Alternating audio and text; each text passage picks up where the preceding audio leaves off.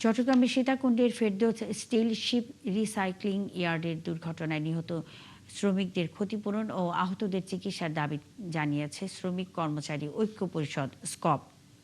শনিবার চট্টগ্রাম প্রেস ক্লাবে সংবাদ সম্মেলনে এই দাবি জানানো হয়। স্কপ নেতারা জানান, ইয়ার্ডের নিরাপদ কর্মপরিবেশ নিশ্চিত করা মালিকপক্ষের দায়িত্ব। দুর্ঘটনার দায়ভার মালিকপক্ষ এড়াতে পারে না। পরে ফেরদৌস ইয়ার্ডের মালিকপক্ষকে জবাবদিহির আওতায় নেয়ার দাবি জানানো হয়। সম্প্রতি সীতাকুণ্ডে জাহাজ কাটার সময় বিষাক্ত গ্যাসে আক্রান্ত হয়ে 9 শ্রমিকের মৃত্যু হয়, আহত হন বেশ কয়েকজন। শ্রমিকের বয়স বিবেচনায় নিয়ে উপযুক্ত ও ন্যায্য অর্থ ক্ষতিপূরণ প্রদান করতে হবে। আহত শ্রমিকদের সম্পূর্ণ চিকিৎসার ব্যয় মালিক পক্ষকে বহন করতে হবে।